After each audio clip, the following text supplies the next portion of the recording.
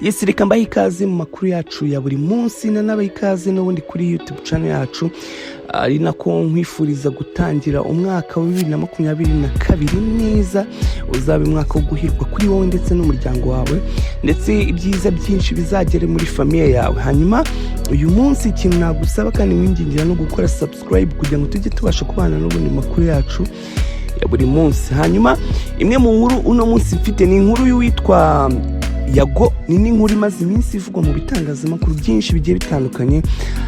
Ni inkuru yavugaga yuko witwa Yago n'ubundi YouTube channel yiwe yabaye ihagaritswe, ariko ni inkuru nawe ubwe yitangarije, ariko kenshi mu makuru menshi yagiye ajya ku ma YouTube channel ndetse n'ibitangazamakuru bigiye bitandukanye bagiye bahuza iyi nkuru y'uwitwa Yago bakayihuza n'uwitwa Sabe nyiri Isimbi TV, niwe CEO wa Isimbi TV, ndetse bakanihuza n'uwitwa Emily. Ni abantu n'ubundi mu minsi yashize cyangwa mu myaka yashize basanzwe bafitanye ibibazo cyane ku witwa Yago yakunze kuvuga yuko aba bagabo bamugirira ishyari, ndetse kenshi murabyibuka yigeze gukora live kuri Instagram iyo bavuga yuko akenshi bamwe mu banyamakuru cyangwa se mu bandi bantu bahuriye nawe mu itangazamakuru bamugirira ishyari.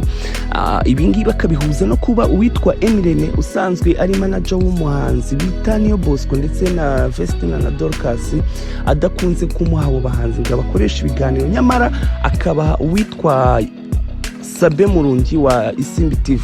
Yavugaga yuko witwa Sabe amara gukorana ibiganiro n'aba bahanzi yarangiza akababuza kuba bajya gukorera ku kindi gitangazamakuru by'umwihariko kwa Yago. N'ubundi abahanzi ba Emily ntago ari abahanzi bakunze gukorera interview ku bindi bitangazamakuru cyane, si twenda nka televiziyo y'u Rwanda cyangwa Isimbi TV, nibyo bitangazamakuru bakunze kujyaho, ibindi bitangazamakuru akenshi ntago bakunze kubijyaho. Ibi bintu rero Yago yarabivuze biteza umwuka mubi, abantu bararakara ndetse banarakarira uwitwa Sabe, banarakarira Emily. Ubona ko ari ibintu bitangiye gufata indi ntera cyane ko byari byabaye birebire byagiye mu itangazamakuru cyane. Nyuma yaho ngaho aba bagabo baje kwiyunga ndetse barapostingana.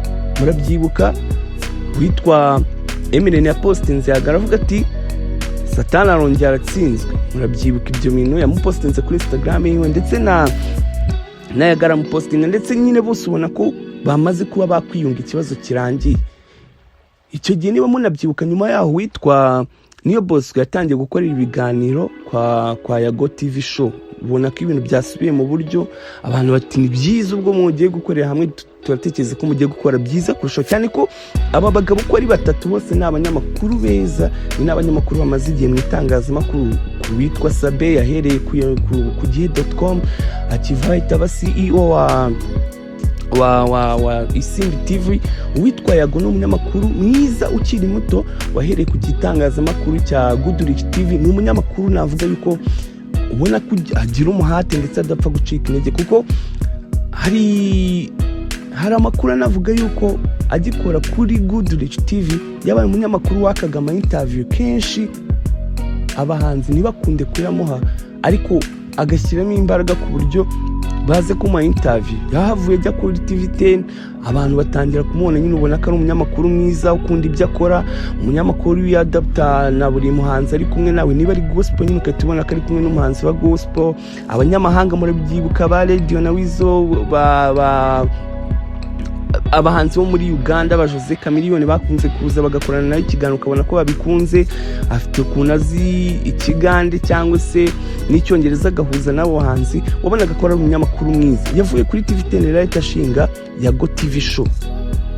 Ni igitangazamakuru cyatangiye mu bihe byayi bigoye, uno munyamakuru arihiringa arakora. Murabyibuka yatangiye gukora mu bihe bya lockdown. Niba mubyibuka neza yanahereye ku bahanzi yahereye ku bagabo bita Peter na Paul bimusanze, bituma abantu batangira guhanga amaso igitangazamakuru kiwe, ndetse ko kwa mugani ntiyakunze kubatenguha. Ari mu bantu bakoresheje ibiganiro witwa Muyango na Kimenyi, abantu barabikunda bitangira kumuha favor mu bantu. Witwa Emily nawe ni umunyamakuru we tugomba kuzanavugaho by'umwihariko w'umuhanga wahereye ku bitangazamakuru bigiye bitandukanye. Yanyuze ku Isango Star TV na Isango Star n'ubundi radio yaho, ndetse birangiye agiye ku Isibo, ndetse ni na ni na CEO wa MI Empire. Ni ukuvuga aba bagabo bose buri wese arakomeye, ndetse ntekereza ko nta cyakabaye wenda kiri kubatandukanya cyangwa se kiri kubateranya. Niyo mpamvu rero utumya cyangwa se ituma abantu bari guhuza, kuko kuba Yago TV show yaravuyeho bakabihuza no kuba witwa Murungisabe na Emirene babifitemo uruhare. Niba mubizi cyangwa mukunze gukurikirana YouTube channel z'aba bagabo, hari abantu Murungisabe akoresha Yago atajya akoresha, hari nabo Yago akoresha ariko Murungi atabasha gukoresha. Mu bantu rero batashobora gukorera ikiganiro kwa Isimbi TV harimo Kina Music yose muri rusange, ntago uretse witwa Platini we ujye ubasha kuhakorera, ariko muri rusange ntago Knowless wapfa kumubona kuri Isimbi cyangwa se Neri Ngabo ngo upfe kumubona kuri Isimbi. Ni ibintu bigoranye, ndetse banavuga yuko iki kibazo cya Isimbi cyangwa se cya Murungisabe ari ibintu byahereye kera agikora kuri kugihe.com. Nyuma yaho rero birakomeza birazamuka, ariko kandi buriya ntago ni nuko utapfa kubona hari abantu nyine, hari abahanzi bakorera kwa Yago ariko badashobora gukorera kwa Isimbi, hari n'abakorera kwa Isimbi badashobora gukora kwa Yago. Ibyo bintu byose abantu bakabihuza bakavuga yuko mu by'ukuri uwitwa Sabe ashobora kubagirira ishyari Yago. Ariko se koko muri abantu mukurikirana ibitangazamakuru unarebye iyo ugiye kureba usanga wenda rimwe na rimwe amaviews babayangana cyangwa ubundi bakayarushanwa, ariko ntekereza ko buri wese afite igisate cyiwe akoreraho kimwemerera kuba yakora ibintu bye biri unique. Hari uwitwa Sabe ni umuntu ukunze gukoresha abantu bo gufasha cyangwa se abayobozi muri rusange b'abantu nyine ubona ko basa cyane nk'abanyepolitike. Abenshi barimo abanyepolitike, ubundi hakaba harimo abamama bakuze biyubashye wenda batapfa gukorana n'undi muntu, cyane ko Isimbi TV ifatwa nk'igitangazamakuru cy'abantu bakuze. Nicyo ahanini abantu bayikundira. Rero abantu bakakomeza kubihuza muri ubwo buryo kugeza kuri ubu ngubu. Rero amakuru ahari mu by'ukuri nta hantu witwa Sabe cyangwa se Emirene bahuriye no kuba YouTube channel ya Yago yaravuyeho, ahubwo hakaza amakuru avuga yuko mu by'ukuri uwitwa Yago yaba yarariye amafaranga yo mu diaspora. Ubwo bafite ibyo bumvikanye aza kuyarya, ariko binatuma uwo mu diaspora amuripotinga. Nyuma ya ariko abandi bakanavuga yuko uwitwa Fata ku mavuta cyangwa DJ Brian cyangwa Rocky Kirabiranya ari bamwe mu bantu nabo babitemo uruhare.